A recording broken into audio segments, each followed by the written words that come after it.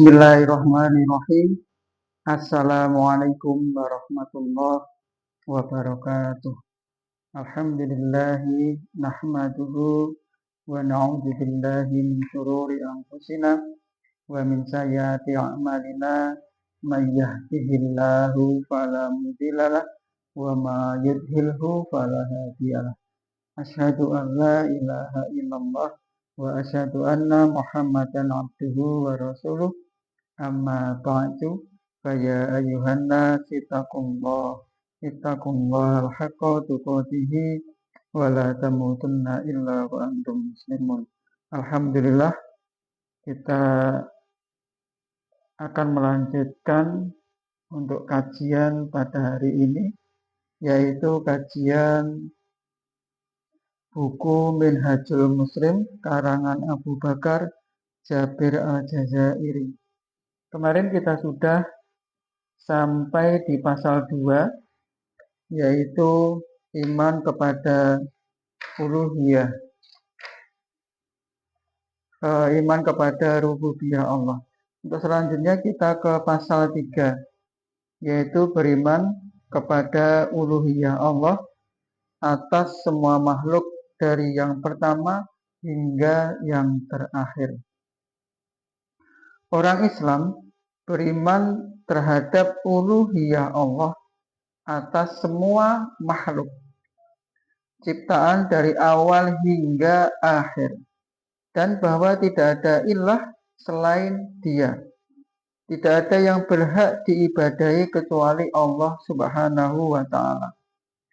Ungkapan tersebut berdasarkan pada dalil nakli maupun dalil akli atau logika, serta karena petunjuk Allah sebelum itu semua.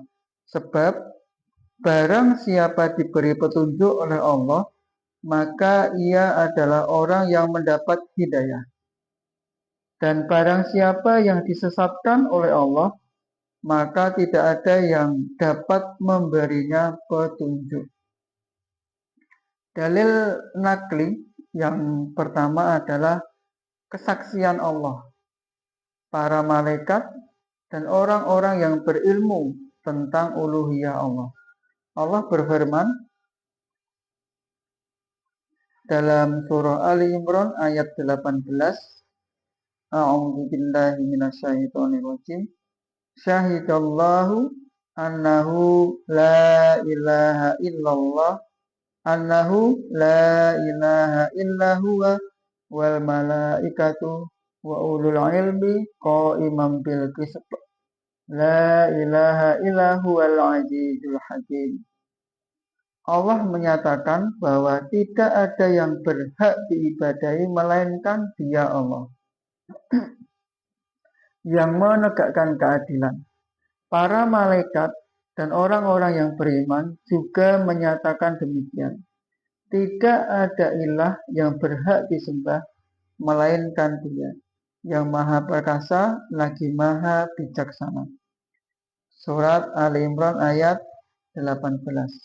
Yang nomor 2, dalil naklinya yaitu pemberitahuan dari Allah tentang uluhiyahnya. Ini terdapat dalam beberapa ayat Al-Quran. Yang pertama surah Al-Baqarah ayat 255. Allahu la ilaha illa huwal hayyul qayyum la ta'khudhuhu sinatu wa la naum.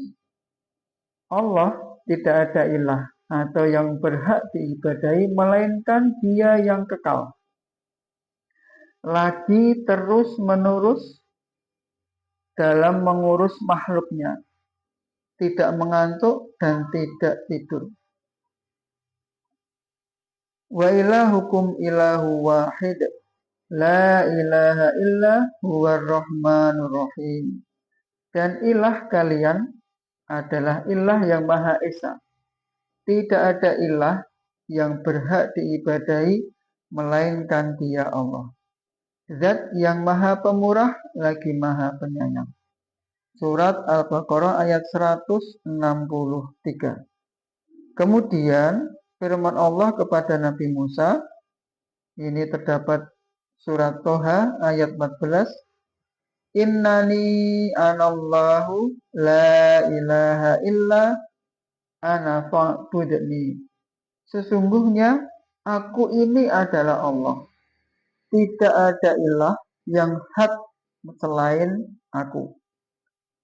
Maka beribadalah kepadaku Allah. Firman Allah kepada Nabi Muhammad, fa'lam annahu la ilaha illallah. Maka ketahuilah bahwa sesungguhnya tidak ada ilah yang hak melainkan Allah. Surah Muhammad ayat 19.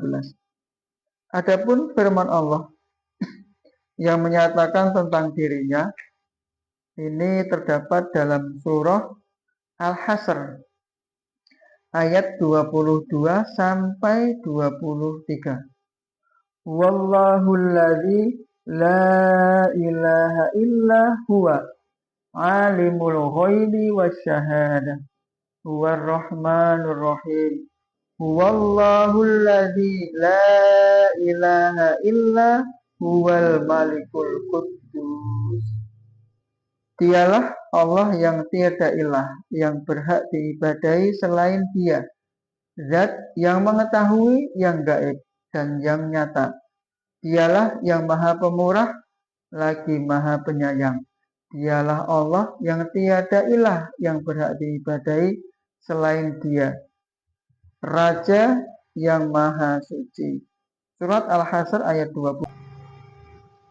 Kemudian dalil nakli yang ketiga adalah pemberitahuan dari para rasulnya tentang uluhiyah Allah. Pemberitahuan ini disertai ajakan mereka kepada kaum mereka untuk mengakui uluhiyahnya dan beribadah hanya kepadanya.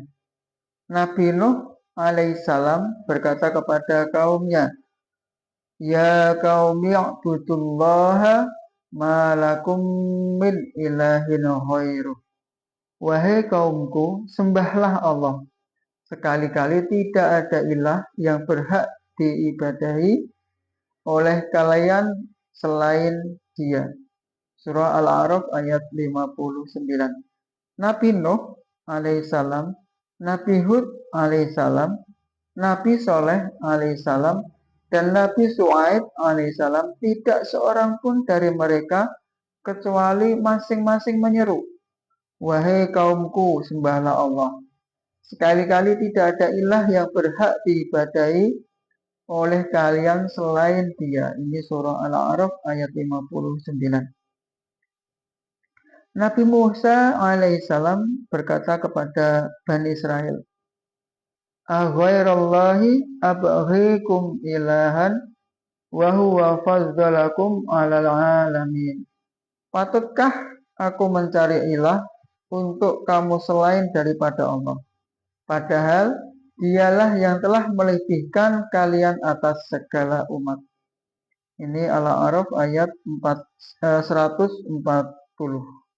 Nabi Musa menyampaikan jawaban tersebut kepada Bani Israel, meminta beliau untuk menjadikan berhala sebagai ilah yang akan mereka sembah. Nabi Yusuf alaihissalam mengucapkan zikirnya ketika bertasbih, la ilaha illa anta subhanaka inni kuntu minadz zalimin. Bahwa tidak ada ilah yang berhak diibadahi selain Engkau. Maha suci Engkau, sesungguhnya aku adalah orang-orang yang zalim. Surat Al-Anbiya ayat 87. Nabi Muhammad dalam tasahudnya ketika sholat mengucapkan, asyhadu an la ilaha illallah wahdahu la syarikalah. Aku bersaksi tidak ada ilah yang berhak diibadahi selain Allah semata, tanpa ada sekutu baginya. Kemudian dalil aklinya atau dalil akalnya, logikanya, yang pertama, sesungguhnya rububiyah Allah yang tetap, tanpa adanya perdebatan, menuntut uluhiyahnya. Sesungguhnya Rob yang menghidupkan dan mematikan, memberi dan mencegah pemberian, memberi manfaat dan madorot, adalah yang berhak untuk diibadahi para makhluknya dan lebih pantas untuk ditaati, dicintai, diagungkan, dan disucikan serta ditakuti. Itu dalil logikanya. Kemudian yang kedua, setiap sesuatu dari makhluk yang ada diatur oleh rububiyah Allah. Artinya bahwa dialah yang menciptakan, memberi rezeki, mengatur segala sesuatu, mempelancar segala kondisi dan urusan mereka.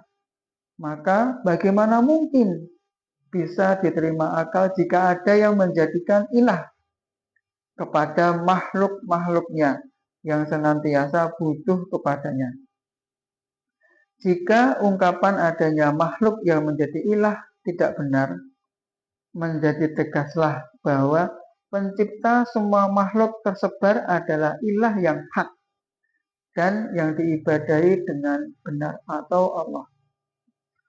Kemudian dalil logika yang ketiga, Allah menyifati dirinya dengan sifat-sifat kesempurnaan yang mutlak, dan sifat-sifat tersebut tidak dimiliki yang lain. Seperti bahwa Dia adalah Zat yang maha kuat, maha kuasa, maha tinggi, maha agung, maha mendengar, maha melihat, maha pengasih, maha penyayang, maha lembut. Hal itu mengharuskan hambanya untuk menundukkan hati-hati kepadanya dan mencintai serta mengagungkannya serta menundukkan anggota badan mereka kepadanya dengan mentaati dan tunduk kepadanya. Demikian untuk pembahasan di bab yang ketiga, yaitu tentang iman kepada uluhiyah Allah. Semoga bermanfaat. Assalamualaikum warahmatullahi wabarakatuh.